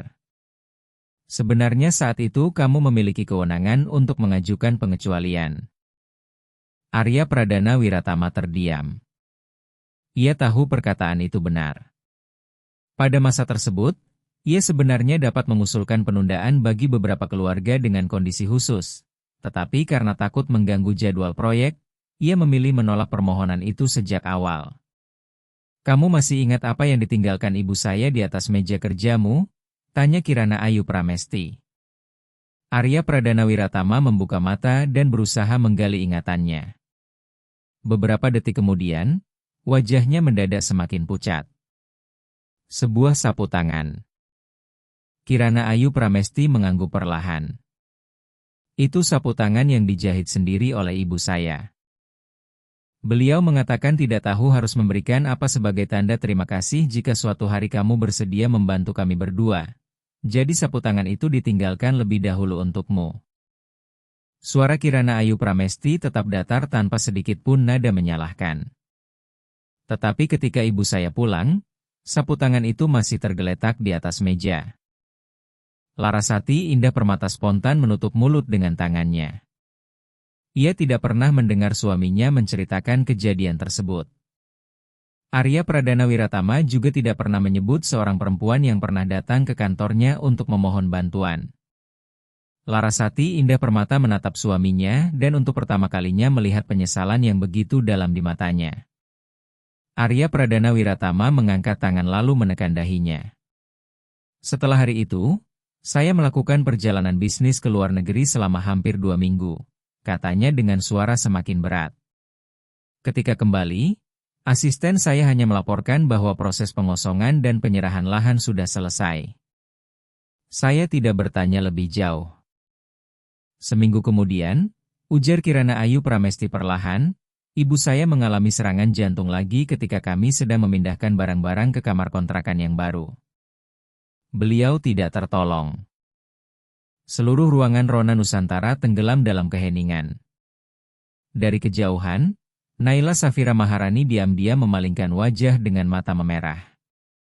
Darmawan Setiadi mengembuskan napas panjang dengan sangat pelan. Dialah orang yang menyaksikan Kirana Ayu Pramesti memaksakan dirinya tetap tegar untuk mengurus pemakaman Ratna Wulandari Pramesti. Lalu keesokan harinya kembali ke tempat pelatihan menjahit karena saat itu ia tidak memiliki pilihan lain untuk bertahan hidup. Saya tidak tahu, bisik Arya Pradana Wiratama. Kalau saja waktu itu saya tahu, kalaupun kamu tahu, semuanya sudah terjadi, potong Kirana Ayu Pramesti dengan lembut. Kalimat itu membuat Arya Pradana Wiratama semakin menundukkan kepala. Hal yang paling menyakitkan ternyata bukan menerima kemarahan atau tuduhan, melainkan menyadari bahwa keputusan yang pernah diambilnya tanpa banyak pertimbangan telah ikut menyebabkan tragedi dalam kehidupan orang lain, sementara selama bertahun-tahun ia bahkan tidak menyadarinya.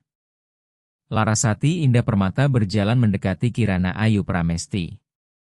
Jadi karena kejadian ini kamu menolak bekerja sama dengan perusahaan kami? Kirana Ayu Pramesti menggeleng. Bukan. Ia menatap langsung Arya Pradana Wiratama. Kalau aku hanya digerakkan oleh dendam, dokumen kerja sama ini tidak akan pernah berada di sini. Arya Pradana Wiratama mengangkat kepala dengan terkejut. Apa maksudmu? Aku sudah memeriksa seluruh kondisi Wiratama Property Group, jawab Kirana Ayu Pramesti. Perusahaanmu memang sedang menghadapi masalah serius, tetapi masa lalu bukan alasan aku belum menandatangani kerjasama ini. Ia berhenti sejenak sebelum melanjutkan, ada seseorang yang diam-diam telah mengambil alih sebagian besar piutang terhadap perusahaanmu. Arya Pradana Wiratama membeku. Tidak mungkin. Pihak bank tidak pernah memberitahu saya. Karena orang itu tidak membelinya secara langsung. Kirana Ayu Pramesti membuka map biru tersebut, mengeluarkan salinan perjanjian pengalihan piutang, lalu meletakkannya di hadapan Arya Pradana Wiratama. Seluruh transaksi dilakukan melalui 3 perusahaan perantara. Arya Pradana Wiratama mengambil dokumen tersebut dengan tangan yang sedikit gemetar. Ia membalik halaman demi halaman hingga berhenti pada bagian terakhir. Seketika tubuhnya membeku ketika melihat tanda tangan perwakilan sebuah kelompok investasi yang sebelumnya sudah beberapa kali bekerja sama dengannya. Nama ini, gumamnya. Kirana Ayu Pramesti menatapnya, dan untuk pertama kalinya sorot matanya berubah benar-benar serius. Inilah alasan sebenarnya aku ingin bertemu denganmu. Siapa orang di balik semua ini? Desak Larasati Indah Permata. Sebelum Kirana Ayu Pramesti sempat menjawab, ponsel Darmawan Setiadi tiba-tiba berdering. Ia melihat layar dan ekspresinya langsung berubah. Setelah mendengarkan panggilan selama beberapa detik, Darmawan Setiadi perlahan menoleh kepada Kirana Ayu Pramesti. Bu Kirana, katanya dengan suara rendah tetapi cukup jelas untuk didengar semua orang, Bima Aditya Kusumanegara sedang dalam perjalanan menuju Rona Nusantara. Beliau mengatakan ada sesuatu yang ingin dibicarakan langsung dengan ibu. Seluruh butik Rona Nusantara seketika kembali tenggelam dalam keheningan. Arya Pradana Wiratama masih menggenggam erat dokumen pengalihan piutang tersebut, sedangkan Larasati Indah Permata berdiri membeku seolah baru saja mendengar nama seseorang yang selama bertahun-tahun berusaha dihapusnya dari ingatan. Hanya Kirana Ayu Pramesti yang tetap tenang. Ia menutup map biru itu perlahan, kemudian mengalihkan pandangan ke pintu kaca yang memantulkan arus kendaraan yang ramai di Jalan MH Tamrin. Beberapa menit kemudian, sebuah sedan hitam perlahan berhenti di depan Rona Nusantara. Seorang pria turun dari mobil dengan setelan jas biru tua yang dijahit sempurna.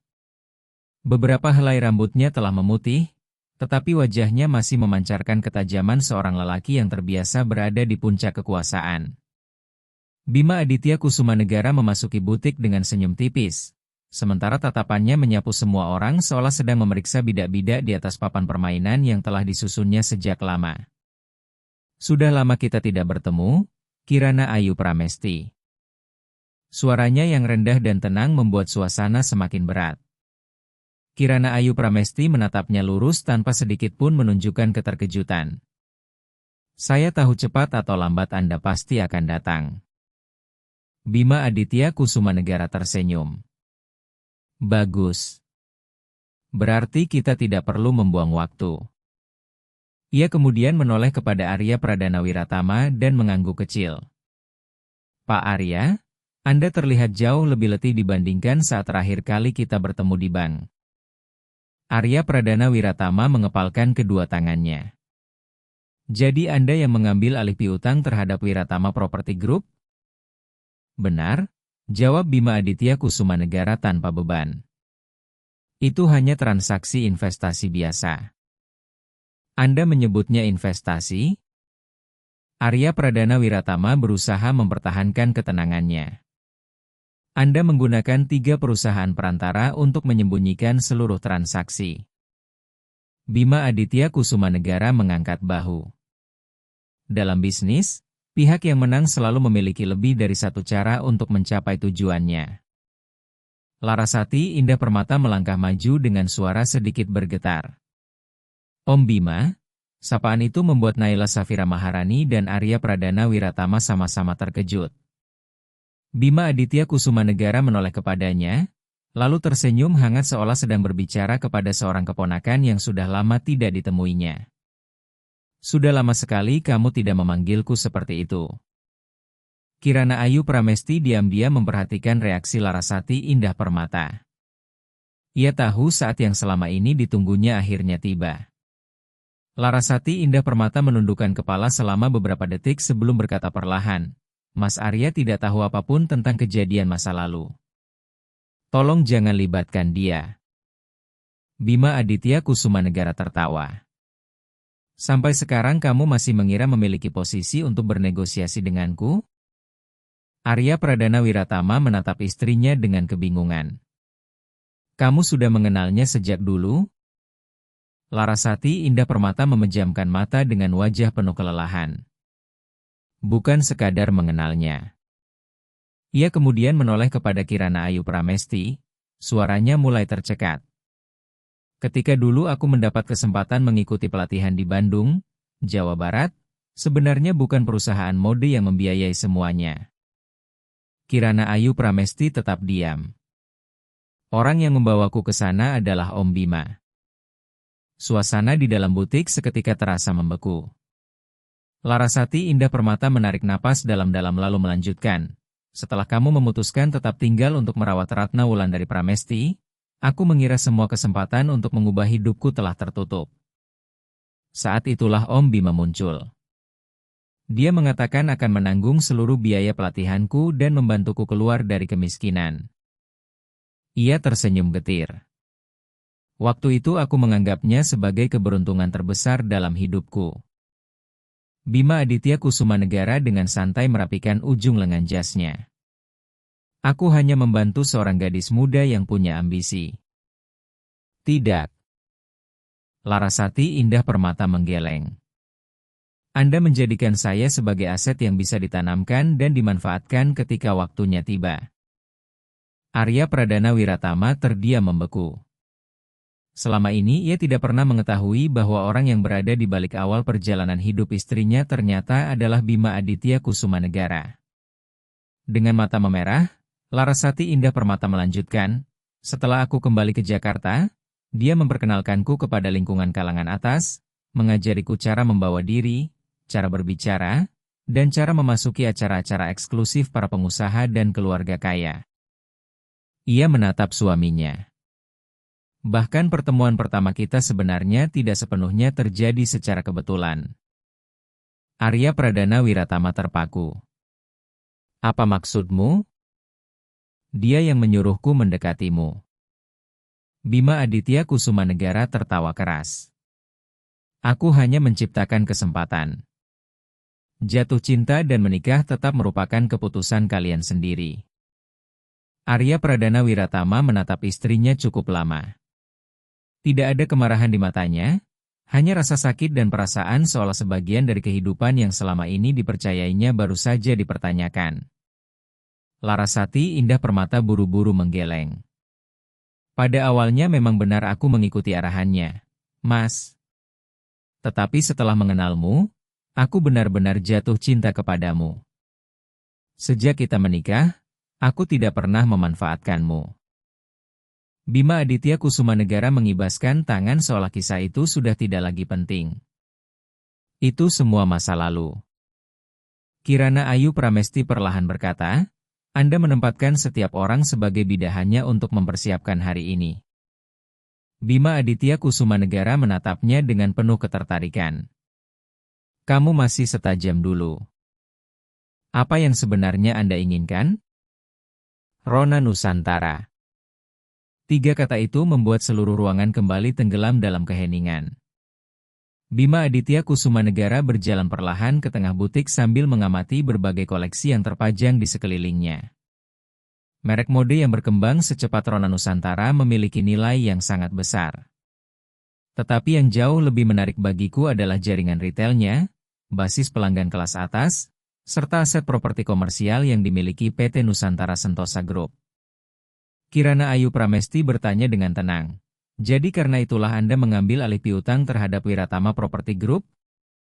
Benar.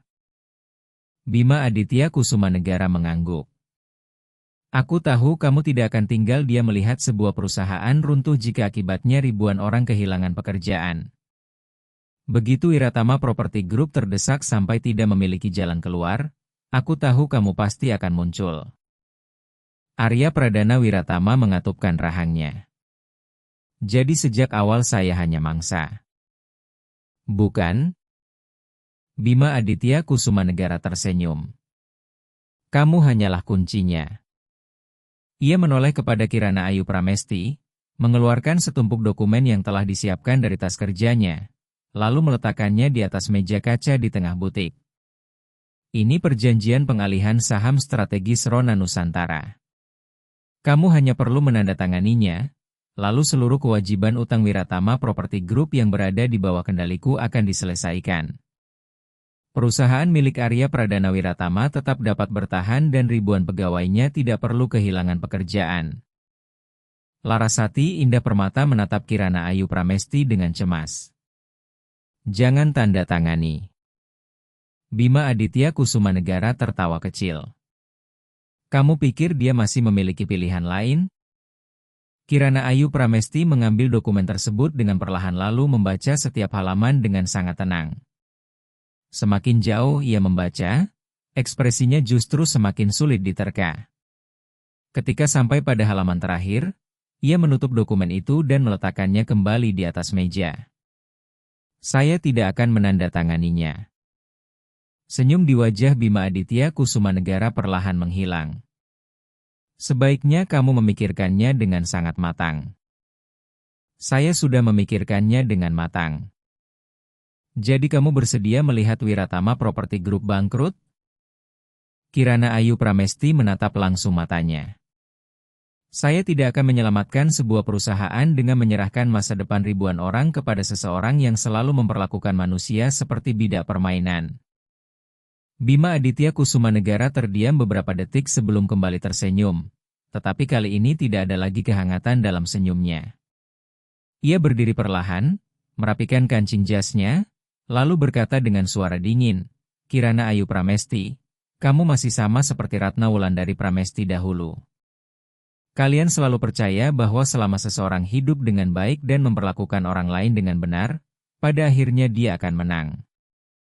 Ia berhenti sejenak sebelum berbalik menuju pintu. Aku hanya berharap setelah melihat apa yang telah kusiapkan untuk besok, kamu masih memiliki keyakinan yang sama untuk mengatakan tidak.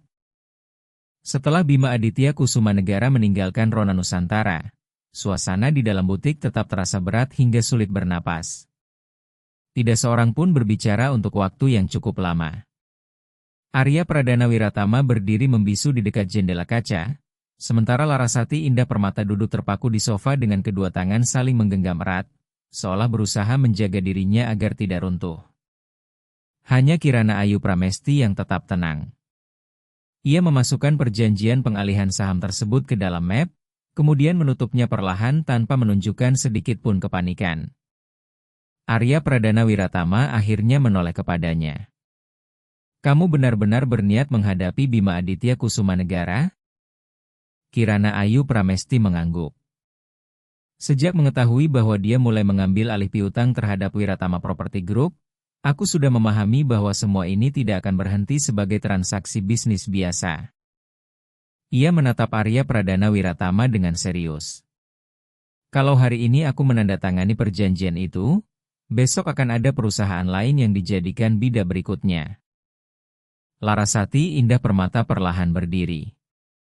"Tapi kalau kamu tidak menandatanganinya, ribuan pegawai Wiratama Property Group akan terkena dampaknya." Kirana Ayu Pramesti tersenyum sangat tipis. Dia ingin membuat kita percaya bahwa kita hanya memiliki satu pilihan. Ia meletakkan map dokumen di atas meja. Padahal, semakin seseorang gemar mengendalikan orang lain, semakin banyak pula jejak yang biasanya ia tinggalkan. Arya Pradana Wiratama mengernyit. "Apa yang berhasil kamu temukan?" Kirana Ayu Pramesti membuka laci meja di dekatnya lalu mengeluarkan sebuah flash disk berwarna perak.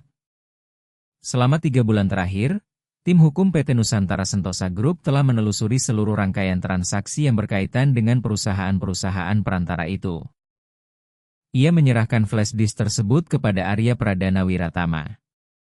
Di dalamnya terdapat seluruh riwayat pengalihan kepemilikan, aliran dana, dan daftar orang yang tercatat sebagai perwakilan perusahaan. Arya Pradana Wiratama memasukkan flash disk itu ke laptop yang baru saja dibawa oleh Raka Firmansyah. Deretan data segera muncul di layar.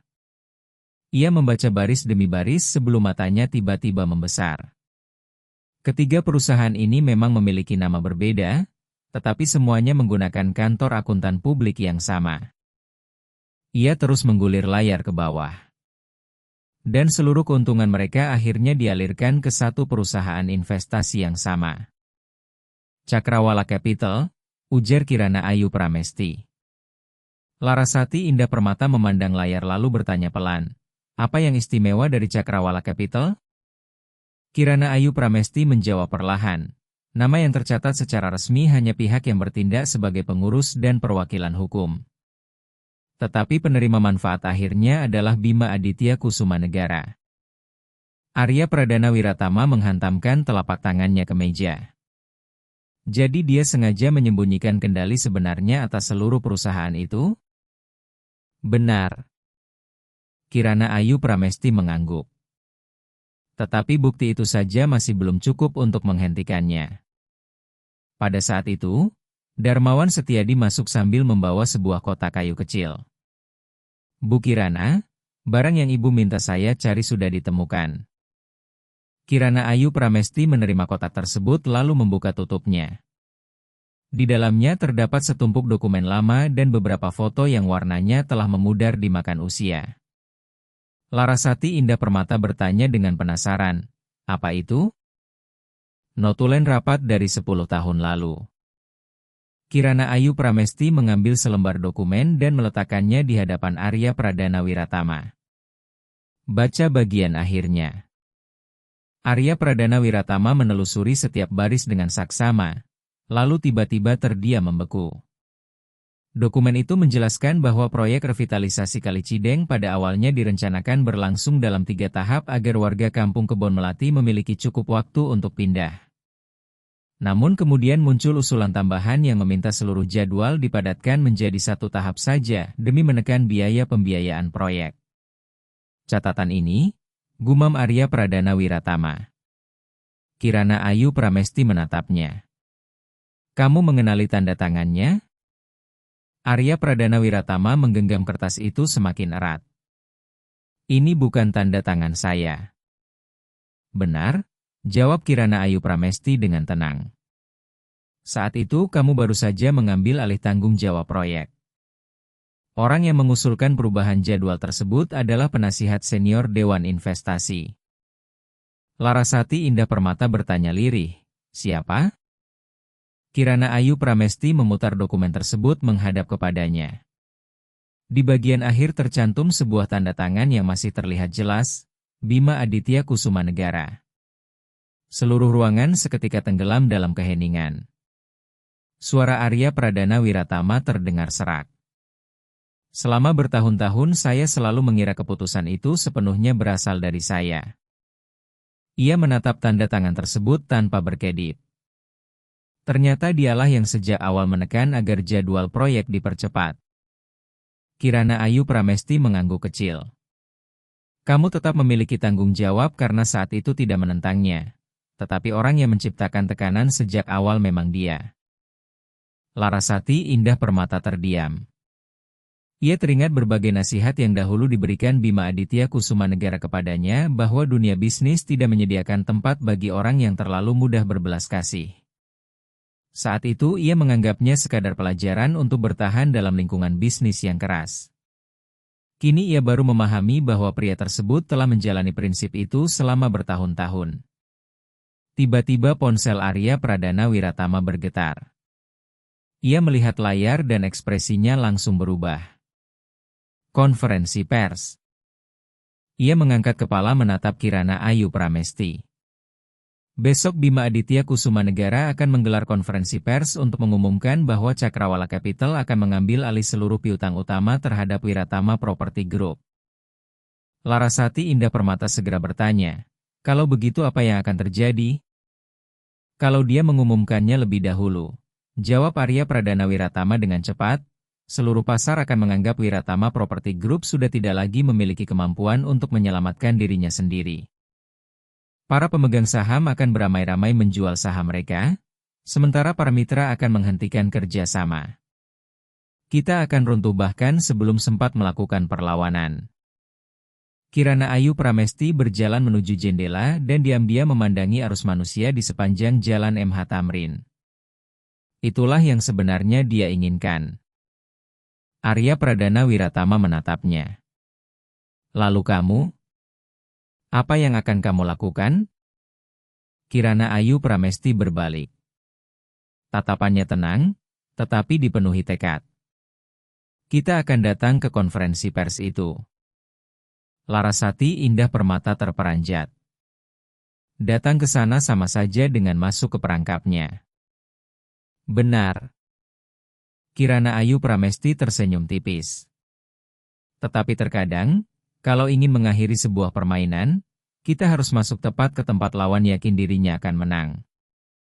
Arya Pradana Wiratama menatapnya cukup lama sebelum akhirnya mengangguk pelan. Untuk pertama kalinya setelah berbulan-bulan, ia merasa tidak lagi sendirian menghadapi pertarungan ini. Tiba-tiba Darmawan Setiadi berkata, "Bu Kirana, masih ada satu hal lagi." "Apa itu, Pak?" Darmawan Setiadi mengambil sebuah amplop yang telah menguning dari dalam kotak kayu. "Ketika dulu saya membantu membereskan rumah lama milik Ratna Wulandari Pramesti, saya tanpa sengaja menemukan surat ini. Di bagian luarnya hanya tertulis satu kalimat, 'Berikan kepada Kirana Ayu Pramesti ketika dia sudah cukup kuat untuk membacanya.'" Kirana Ayu Pramesti menerima amplop itu perlahan. Tulisan tangan ibunya yang begitu dikenalnya membuat jemarinya untuk pertama kalinya sedikit gemetar. Ia mengusap permukaan kertas tua tersebut dengan lembut, tetapi pada akhirnya tidak membukanya. "Bacalah besok," ujar Darmawan Setiadi lirih. "Saya rasa setelah pertemuan dengan Bima Aditya Kusuma Negara hari ini, Ibu akan memahami mengapa beliau meninggalkan surat tersebut." Malam itu, hampir seluruh lampu Rona Nusantara telah dipadamkan. Hanya cahaya lembut dari ruang kerja kecil di bagian belakang yang masih menyala. Di sanalah Kirana Ayu Pramesti duduk seorang diri di hadapan amplop lama yang baru saja diserahkan Darmawan Setiadi. Kertasnya telah menguning dimakan waktu, sudut amplopnya sedikit aus karena disimpan terlalu lama, tetapi tulisan tangan di bagian depan masih berupa goresan lembut yang dapat dikenali Kirana Ayu Pramesti hanya dengan sekali pandang. Darmawan Setiadi meletakkan secangkir teh hangat di atas meja lalu perlahan berjalan keluar. Sebelum menutup pintu, ia hanya berkata, Ibumu selalu percaya bahwa suatu hari nanti kamu akan cukup tenang untuk membaca surat itu. Ruangan kembali tenggelam dalam kesunyian. Kirana Ayu Pramesti menarik napas dalam-dalam lalu membuka amplop itu dengan sangat hati-hati. Seolah jika jemarinya bergerak sedikit terlalu keras, seluruh kenangan yang tersimpan di dalamnya akan ikut hancur. Selembar kertas terlipat rapi dalam beberapa bagian. Kalimat pertama yang terlihat seketika membuat matanya terasa panas. Untuk Kirana Ayu Pramesti. Jika kamu sedang membaca surat ini, mungkin ibu sudah tidak lagi berada di sisimu. Kirana Ayu Pramesti memejamkan mata selama beberapa detik sebelum kembali membaca. Setiap kata yang ditulis Ratna Wulandari Pramesti seakan perlahan terdengar kembali di dalam ruangan yang sunyi itu. Ibu tahu kamu akan sangat terluka ketika kehilangan ibu, tetapi ibu berharap kamu tidak menyimpan rasa sakit itu terlalu lama. Dalam kehidupan ini, hal yang paling melelahkan manusia bukanlah kemiskinan, melainkan membawa kebencian sepanjang hidup. Jika suatu hari ada seseorang yang menyakiti kita, ingatlah bahwa manusia terkadang melakukan kesalahan karena ketakutan, ambisi, atau karena mereka belum cukup dewasa untuk memahami akibat dari pilihannya. Jemari Kirana Ayu Pramesti sedikit mengencang pada surat itu. Bayangan Arya Pradana Wiratama yang menundukkan kepala dengan penyesalan mendalam pada siang tadi tiba-tiba muncul dalam pikirannya. Ia melanjutkan membaca, sementara pandangannya perlahan menjadi kabur oleh air mata. Ibu pernah bertemu dengan pemuda yang menangani proyek itu. Ibu tahu dia menolak permintaan ibu, tetapi ibu juga melihat kebingungan di matanya. Ada orang yang melakukan sesuatu yang salah bukan karena hatinya jahat, melainkan karena pada saat itu dia belum memiliki keberanian yang cukup untuk melakukan hal yang benar. Kirana Ayu Pramesti terdiam membeku. Ia tidak pernah mengetahui bahwa Ratna Wulandari Pramesti memandang Arya Pradana Wiratama dengan cara seperti itu. Selama bertahun-tahun, ia selalu mengira ibunya membawa luka dan kepedihan itu sampai akhir hayat. Namun setiap kalimat yang kini terbentang di hadapannya justru mengatakan sesuatu yang sama sekali berbeda. Di luar ruangan, Arya Pradana Wiratama dan Larasati Indah Permata masih duduk menunggu di ruang tamu. Tidak seorang pun berbicara, hanya suara jam dinding yang terdengar berdetak perlahan. Larasati Indah Permata memandang pintu ruang kerja yang masih tertutup lalu bertanya lirih, "Menurutmu, apakah dia akan memaafkan kita?" Arya Pradana Wiratama menggeleng. "Aku tidak tahu. Tapi setelah semua yang terjadi, aku bahkan sudah tidak berani berharap akan mendapatkan pengampunan darinya." Pintu ruangan perlahan terbuka dan Kirana Ayu Pramesti melangkah keluar dengan surat itu masih berada di tangannya. Jejak air mata masih terlihat di wajahnya, tetapi sorot matanya telah berubah, jauh lebih damai sekaligus lebih teguh daripada sebelumnya. Ia memandang Arya Pradana Wiratama, lalu menyerahkan surat tersebut kepadanya. "Bacalah." Arya Pradana Wiratama menerima surat itu dengan ragu-ragu. Ia membaca setiap kalimat dengan sangat perlahan, dan semakin jauh membaca, kepalanya semakin tertunduk. Ketika sampai pada bagian terakhir, kedua tangannya mulai gemetar tanpa dapat dikendalikan. Pemuda itu suatu hari nanti akan tumbuh menjadi orang yang lebih dewasa. Jika suatu saat kamu bertemu dengannya lagi, jangan menyimpan kemarahan atas nama ibu. Jika dia menyadari kesalahannya dan sungguh-sungguh ingin memperbaikinya, berikanlah satu kesempatan. Memaafkan bukan karena orang lain selalu pantas mendapatkannya, melainkan karena kamu pantas menjalani hidup dengan hati yang tenang. Arya Pradana Wiratama menutup surat tersebut dengan mata memerah. Ia berjalan ke hadapan Kirana Ayu Pramesti, lalu membungkukkan tubuhnya dalam-dalam. "Saya minta maaf." Suaranya terdengar serak. "Bukan karena perusahaan dan bukan pula karena proyek. Saya meminta maaf karena keputusan saya waktu itu telah merenggut masa-masa terakhir yang seharusnya masih bisa kamu jalani bersama Ratna Wulandari Pramesti." Kirana Ayu Pramesti terdiam selama beberapa detik sebelum perlahan membantunya berdiri tegak kembali. "Ibu saya sudah memaafkanmu sejak lama." Ia menatap langsung Arya Pradana Wiratama. Kalau aku terus menjalani hidup dengan menyimpan kebencian, mungkin justru ibu yang akan paling sedih melihatku. Larasati Indah Permata tidak mampu lagi menahan air matanya. Ia berjalan mendekat lalu menggenggam tangan Kirana Ayu Pramesti. Lalu bagaimana denganku? Suaranya tercekat. Aku meninggalkanmu selama 10 tahun. Apakah aku masih pantas menyebut diriku sahabatmu? Kirana Ayu Pramesti menatap sahabat lamanya cukup lama sebelum akhirnya tersenyum lembut. Sahabat bukanlah orang yang tidak pernah melakukan kesalahan. Ia menggenggam tangan Larasati Indah Permata sedikit lebih erat. Sahabat adalah orang yang berani kembali dan menghadapi kesalahannya. Larasati Indah Permata langsung menangis. Untuk pertama kalinya setelah bertahun-tahun, ia memeluk erat Kirana Ayu Pramesti. Seperti dua gadis kecil yang dahulu selalu berdiri berhimpitan di bawah atap teras ketika hujan deras mengguyur kampung Kebon Melati. Tidak ada lagi jarak antara kaya dan miskin, status sosial ataupun keberhasilan. Yang tersisa hanyalah dua sahabat lama yang akhirnya menemukan satu sama lain kembali. Tepat pada saat itu, ponsel Arya Pradana Wiratama bergetar berkali-kali. Ia melihat layar dan wajahnya langsung berubah. Konferensi pers Bima Aditya Kusuma Negara. Ia mengangkat kepala. Dia baru saja mengubah rencananya. Apa yang terjadi? Tanya Kirana Ayu Pramesti. Arya Pradana Wiratama menyerahkan ponselnya. Di layar terlihat pemberitahuan mendesak dari sejumlah media ekonomi nasional. Bima Aditya Kusuma Negara bukan hanya akan mengumumkan penguasaan atas sebagian besar piutang terhadap Wiratama Property Group, tetapi juga menyatakan bahwa pada keesokan pagi ia akan mempublikasikan sebuah rekaman suara yang diklaim sebagai bukti bahwa PT Nusantara Sentosa Group telah melakukan manipulasi pasar. Ia juga berencana menyerahkan dokumen kepada otoritas jasa keuangan dan aparat penegak hukum untuk meminta penyelidikan resmi. Larasati Indah Permata langsung panik. Tapi itu fitnah. Kirana Ayu Pramesti menatap pemberitaan tersebut cukup lama sebelum perlahan meletakkan ponsel di atas meja. Ia teringat kembali perkataan Bima Aditya Kusuma Negara sebelum meninggalkan Rona Nusantara.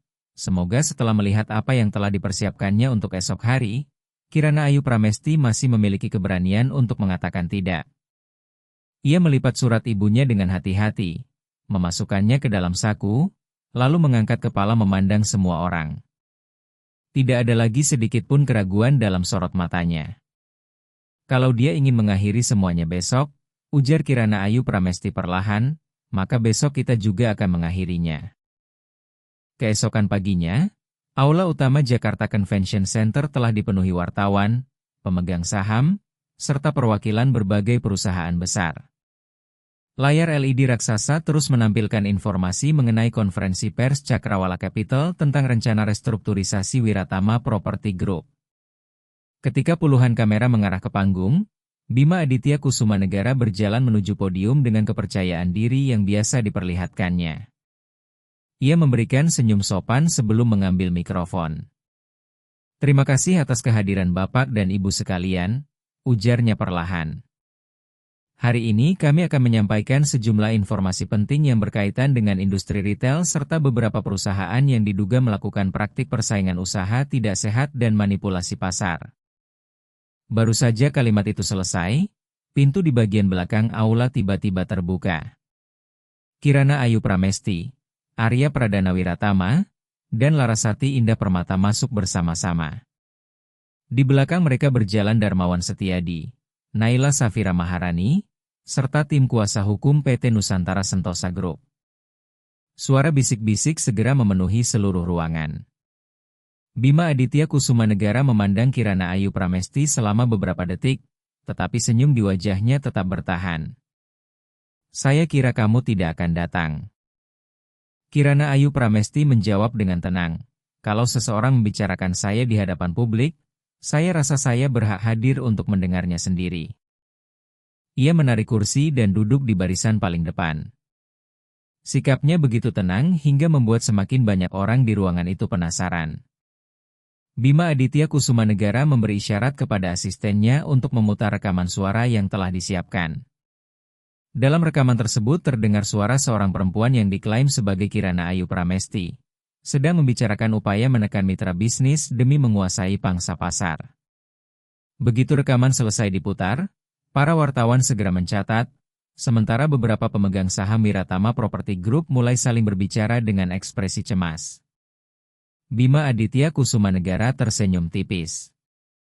Inilah alasan saya menilai bahwa kegiatan PT Nusantara Sentosa Group perlu diperiksa oleh pihak berwenang. Namun sebelum ia sempat melanjutkan, Kirana Ayu Pramesti sudah berdiri.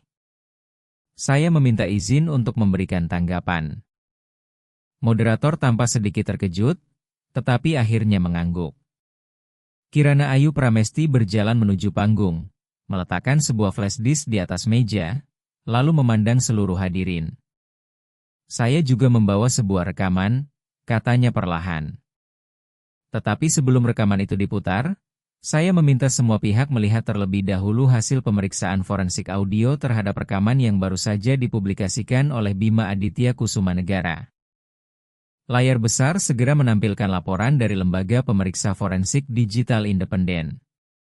Kesimpulannya sangat jelas, rekaman tersebut telah mengalami penyuntingan pada sejumlah bagian, urutan waktunya tidak berkesinambungan, dan ditemukan indikasi manipulasi menggunakan perangkat lunak pengolah audio. Suara gaduh dan perbincangan langsung memenuhi aula. Wajah Bima Aditya Kusumanegara sempat berubah, tetapi ia dengan cepat mengembalikan ketenangannya. Kamu mempersiapkan semuanya dengan cukup baik. Kirana Ayu Pramesti tersenyum tipis. Anda selalu mengajarkan orang lain untuk memperhitungkan beberapa langkah ke depan. Sayangnya, kali ini Anda melupakan satu hal. Ia mengalihkan pandangan kepada Arya Pradana Wiratama. Ketika seseorang melakukan terlalu banyak kesalahan, dia juga meninggalkan terlalu banyak jejak. Arya Pradana Wiratama kemudian naik ke panggung dengan membawa setumpuk dokumen yang telah disegel.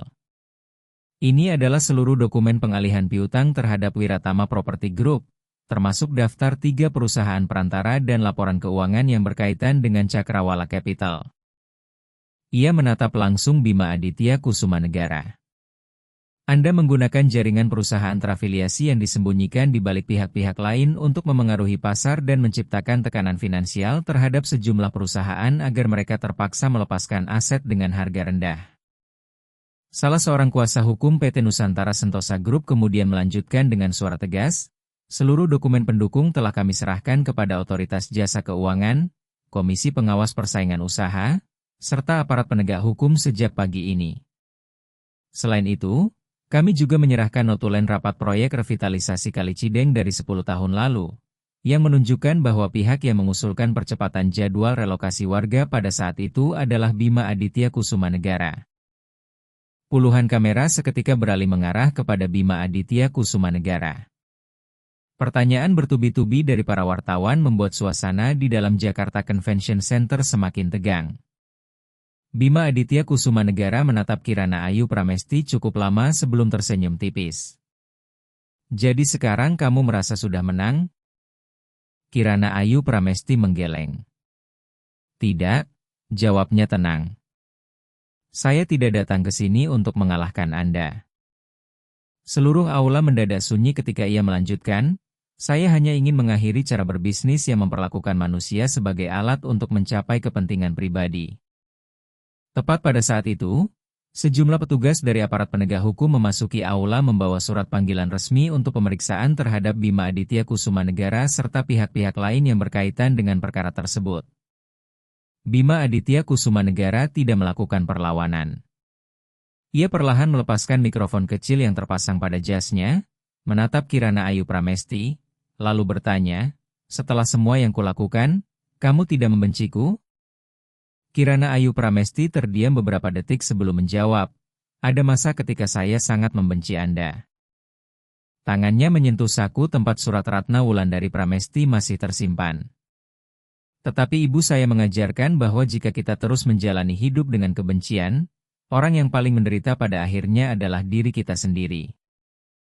Tatapannya tetap tenang. Anda harus mempertanggungjawabkan perbuatan Anda di hadapan hukum. Tetapi untuk kebencian, Saya tidak ingin membawanya lagi dalam hidup saya. Bima Aditya Kusumanegara sedikit menundukkan kepala. Untuk pertama kalinya sejak memasuki aula, tidak terlihat lagi keyakinan seorang lelaki yang merasa mampu mengendalikan segalanya.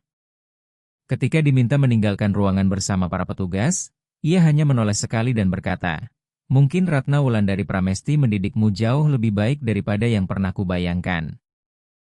Setelah konferensi pers berakhir, berbagai tuduhan terhadap PT Nusantara Sentosa Group segera diklarifikasi melalui bukti-bukti yang telah diserahkan kepada pihak berwenang.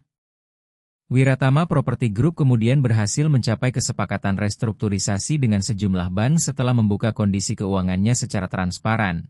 Sementara para mitra yang sebelumnya ragu mulai kembali menjalin kerjasama. Arya Pradana Wiratama secara pribadi memutuskan untuk tidak lagi mengejar proyek yang hanya berorientasi pada keuntungan. Ia juga mendirikan program bantuan relokasi bagi keluarga yang terdampak proyek-proyek pembangunan perusahaan pada masa mendatang.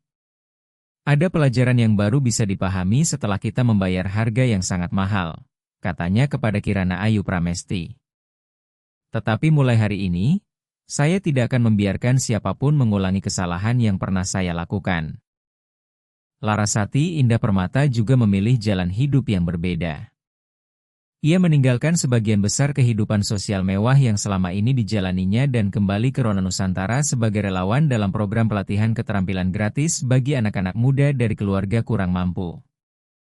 Pada suatu sore, ia bertanya dengan ragu kepada Kirana Ayu Pramesti, "Kamu masih percaya aku bisa memulai semuanya dari awal?" Kirana Ayu Pramesti tersenyum. "Tidak pernah terlambat untuk memulai kembali, selama kamu sungguh-sungguh ingin melangkah ke depan." Beberapa bulan kemudian, suara mesin jahit terdengar teratur di ruang produksi baru milik Rona Nusantara yang terang dan luas. Naila Safira Maharani kini telah menjadi manajer pelatihan. Dengan sabar ia mengajari para peserta memegang gunting dengan benar, membuat pola, memotong kain, dan menghasilkan jahitan pertama mereka. Pada dinding utama tergantung sebuah papan kayu bertuliskan Tangan Emas Nusantara. Dalam acara peresmian Yayasan Tangan Emas Nusantara, Kirana Ayu Pramesti berdiri di hadapan ratusan peserta pelatihan dan tamu undangan. Di tangannya terdapat sapu tangan lama yang dahulu dijahit oleh Ratna Wulandari Pramesti. Ia tersenyum lalu berkata, "Ibu saya pernah mengajarkan bahwa nilai seseorang tidak ditentukan oleh apakah tangannya kosong atau dipenuhi kekayaan, melainkan oleh apa yang telah diciptakan tangannya untuk kehidupan orang lain." Ia memandang para anak muda yang mendengarkan dengan penuh perhatian. "Kami mendirikan Yayasan Tangan Emas Nusantara untuk memberikan pelatihan keterampilan, beasiswa, dan kesempatan kerja kepada siapapun yang ingin mengubah kehidupannya melalui kerja keras dan kemampuan mereka sendiri."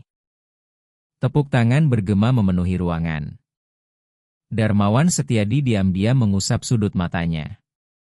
Arya Pradana Wiratama dan Larasati Indah Permata berdiri di bawah panggung, saling memandang lalu tersenyum. Sementara itu, Naila Safira Maharani menggenggam tangan seorang gadis kecil yang baru saja menyelesaikan sapu tangan pertamanya. Acara berakhir ketika cahaya matahari sore menyelimuti halaman di depan tempat pelatihan.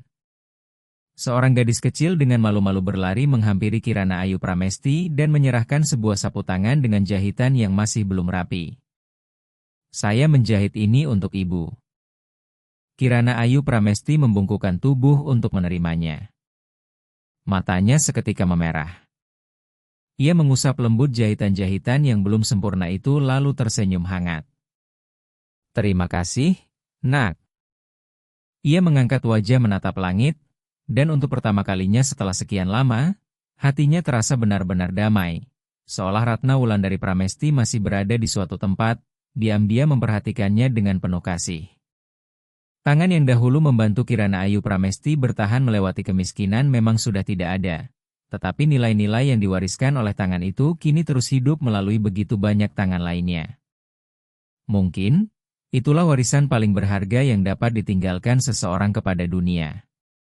Jika kisah ini menyentuh hati Anda, jangan lupa memberikan tanda suka dan membagikannya agar cerita ini dapat menjangkau lebih banyak orang. Siapa tahu, di suatu tempat di Indonesia atau bahkan jauh di luar sana, Ada seseorang yang menemukan rasa dimengerti, harapan, atau kekuatan untuk kembali melangkah setelah mendengarnya. Jangan lupa berlangganan kanal ini dan aktifkan notifikasi agar tidak melewatkan kisah-kisah berikutnya tentang keluarga, cinta, kebenaran, serta berbagai hal sederhana dalam kehidupan yang sesungguhnya memiliki makna begitu besar. Tuliskan juga di kolom komentar dari kota atau daerah mana Anda mendengarkan cerita ini. Setiap komentar dan dukungan Anda menjadi semangat bagi kami untuk terus menghadirkan kisah-kisah penuh makna setiap hari.